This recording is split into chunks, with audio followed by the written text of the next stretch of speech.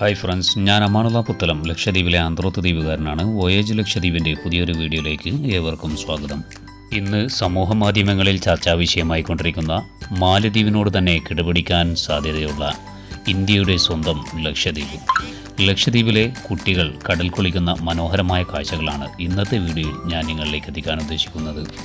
കണ്ണാടി പോലെ തെളിഞ്ഞ കടലും വെളുത്ത മണലും ഇളം പച്ച നിറവും ആരെയും ആകർഷിക്കുമെന്നാണ് എൻ്റെ ഒരു വിശ്വാസം. നമുക്കിവിടം ദുനിയാവിലെ സ്വർഗമെന്ന് വിശേഷിപ്പിക്കാം. ഇന്ത്യയുടെ തെക്ക് പടിഞ്ഞാറൻ ഭാഗത്ത് അറബിക്കടലിൽ അങ്ങിങ്ങായി ചിതറിക്കിടക്കുന്ന 36ഓളം ദ്വീപ് സമൂഹങ്ങളെയാണ് ലക്ഷദ്വീപ് എന്ന് പറയുന്നത്. ഇവയിൽ 11 ദ്വീപുകളിലായിട്ടാണ് ജനവാസമുള്ളത്. അതിൽ ബംഗാരം എന്നറിയപ്പെടുന്ന ദ്വീപ് ടൂറിസ്റ്റ് കേന്ദ്രമാണ്. ആന്ത്രോത്ത്, കൽപ്പേനി, കവരത്തി, അഗത്തി, അമ്മേനി, കടമത്ത്, കിളത്തൻ, ചേത്ല, ബിത്ര, മിനിക്കോയ് എന്നീ 10 ദ്വീപുകളിലാണ് ലക്ഷദ്വീപുകാർ താമസിക്കുന്നത്. ജനവാസമുള്ള ദ്വീപുകളിൽ ഏറ്റവും വലിയ ദ്വീപ് ആന്ത്രോത്തും ഏറ്റവും ചെറിയ ദ്വീപ് ബിത്രയുമാണ്.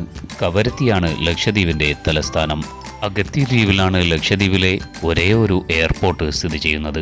ആന്ത്രോത്ത്, കവരത്തി, അമ്മേനി, അഗത്തി, മിനിക്കോയ് എന്നീ ദ്വീപുകളിൽ കപ്പൽ ബർത്ത് ചെയ്യാനുള്ള പ്രത്യേക വാർഫുകളുമുണ്ട്. ലക്ഷദ്വീപിലെ ജനവാസമുള്ള എല്ലാ ദ്വീപുകളിലും ഹെലികോപ്റ്റർ ലാൻഡ് ചെയ്യാനുള്ള പ്രത്യേക ഹെലിപാഡുകൾ സ്ഥാപിച്ചിട്ടുണ്ട്. മെച്ചപ്പെട്ട ഹോസ്പിറ്റൽ സൗകര്യം ലക്ഷദ്വീപിൽ ഇല്ലാത്തതിനാൽ തന്നെ ഹെലികോപ്റ്ററുകൾ എയർ ആംബുലൻസ് ആയിട്ടും ഉപയോഗിച്ചു വരുന്നുണ്ട്. ഇവിടുത്തെ മാതൃഭാഷ മലയാളമെന്ന് പറയാം. എന്നാലും ഇവിടുത്തുകാർ പരസ്പരം സംസാരിക്കുന്ന ഒരു പ്രത്യേക കൊളോക്കിയൽ ഭാഷയുണ്ട്. അതിനെ ജസരി എന്ന പേര് വിളിക്കപ്പെടുന്നു. പ്രത്യേക ലിപികളൊന്നും ഇല്ലാത്ത ഒരു ഭാഷയാണത്. എന്നാൽ മഹൽ എന്ന ഭാഷ സംസാരിക്കുന്ന ദ്വീപുകാരാണ് മിനിക്കോയ് നിവാസികൾ. അതിന് പ്രത്യേക ലിപികളുമുണ്ട്. മാലിദ്വീപിലെ ജീവിതശൈലിയോട് ബന്ധപ്പെട്ട ജീവിതശൈലിയാണ് മിനിക്കോയ് നിവാസികളുടേത്. ലക്ഷദ്വീപിനെക്കുറിച്ചുള്ള വളരെ കുറച്ച് വിവരണങ്ങൾ മാത്രമാണ് ഞാൻ ഈ വീഡിയോയിൽ ഉൾപ്പെടുത്തിയിരിക്കുന്നത്.